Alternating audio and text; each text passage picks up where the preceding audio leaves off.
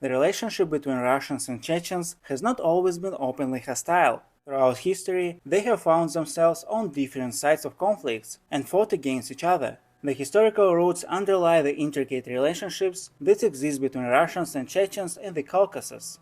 One such root is the fact that the Caucasus region has been of interest to Russia since the time of Ivan the Terrible. The region has often been the battleground between the Russia, Ottoman, and Persian empires. The relationship between Russians and Chechens initially was uncertain and undefined, with occasional conflicts and periodic trade. However, in the late 18th century, the situation changed. Russia decided to expand its influence in the Caucasus and subdue the local peoples.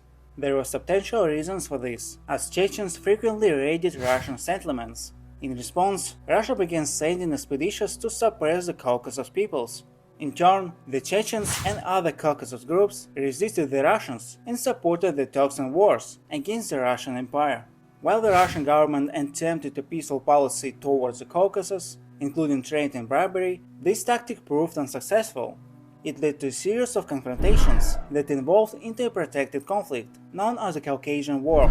This conflict, however, was not a unified war, but rather a series of clashes between various Caucasian groups and the Russian army.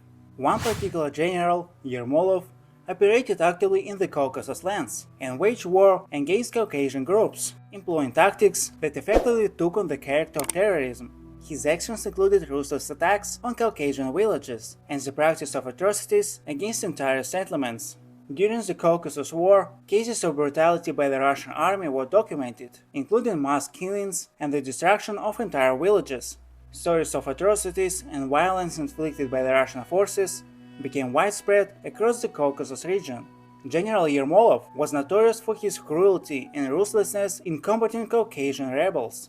The Russian command believed that these actions would intimidate the Caucasians and bring them to peace. However, these actions had the opposite effect.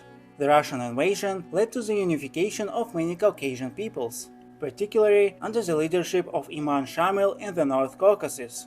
Shamil, also known as Sheikh Shamil, was an outstanding political and religious leader. He led the resistance against the Russian invasion of the Caucasus in the mid-19th century. Shamil united various Caucasian peoples in the struggle for independence and established the North Caucasus Imamate, which became a significant political and religious center in the region.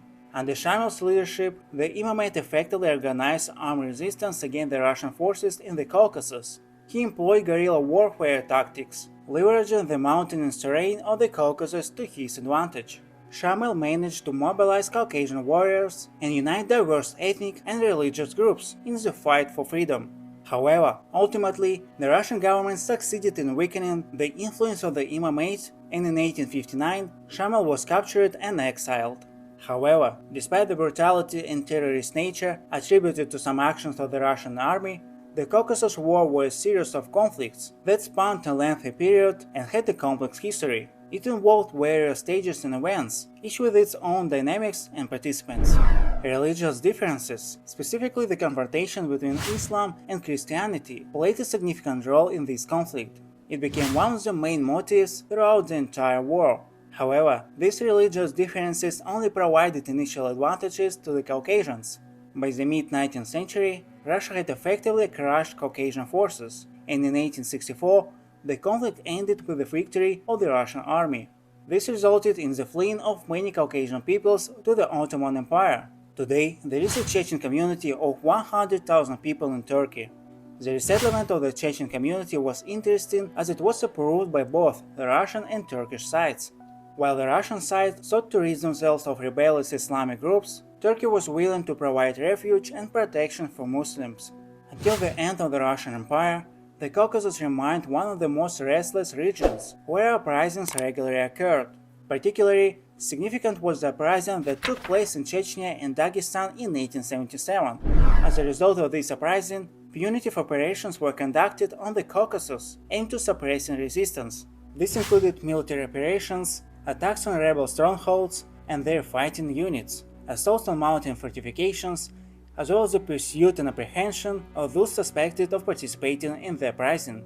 The Russian army forces carried out offensive operations, blockaded and besieged specific areas, exerted control, and imposed restrictions on the movement of the population. Punitive operations also involved mass deportations of the population, particularly those suspected of participating in the uprising.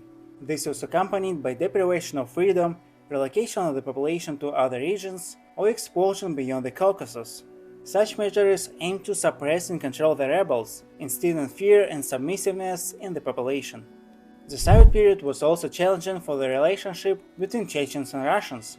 Initially, Chechens were relatively loyal to the Bolsheviks due to their policies on self-determination. However, tensions escalated over time. The creation of the Mountain Republic on the Caucasus, which was intended to be a confederation of several Caucasian nations, including the Chechens, became a significant event. However, in the midst of the civil war, the republic was unable to succeed. Chechen Republic of Ichkeria, formed after the collapse of the Soviet Union, considered itself the successor to the Chechen English Autonomous Soviet Socialist Republic. However, after the end of the Civil War, the lands of Chechnya once again came under the influence and dependence of Russia.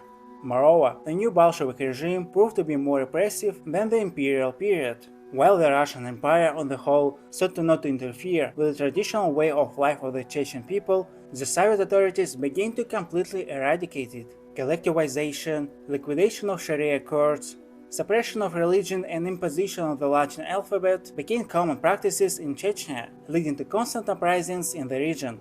Similar processes occurred in many other regions of the Soviet Union. The question was particularly acute in Central Asia, where the Soviet government also sought to suppress the nomadic way of life.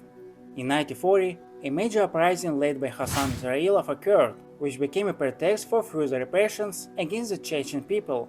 As a result, in 1944, the Chechens were deported, making one of the major tragedies in the history of the Chechen people.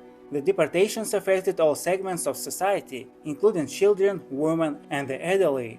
The deportations took place in freight trains without sufficient food and water, resulting in the death of over 100,000 Chechens. The deportees were resettled in Central Asia, and it was only in the late 1950s that some were able to return. The rehabilitation of the Chechen people took place only in the late 1980s, towards the end of the Soviet Union. However, the most recent events associated with the two Chechen wars continue to have an impact. The war started due to Chechenya's declaration of independence, which was not recognized by Russia and most other countries. Russia was also concerned about the rise in crime in Chechnya, which spread to other regions of the Caucasus. As a result, in 1994, Russia decided to restore its control over Chechnya and launched full-scale military operations. The war in Chechnya was extremely brutal, claiming the lives of tens of thousands of people on both sides, and the civilian casualties, according to Russian reports, amounted to 80,000 people. The Second Chechen War was a logical continuation of the first and ended in Russia's favor.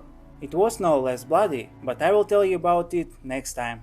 That's it for now, thank you for watching, don't forget to like and comment this video. See you!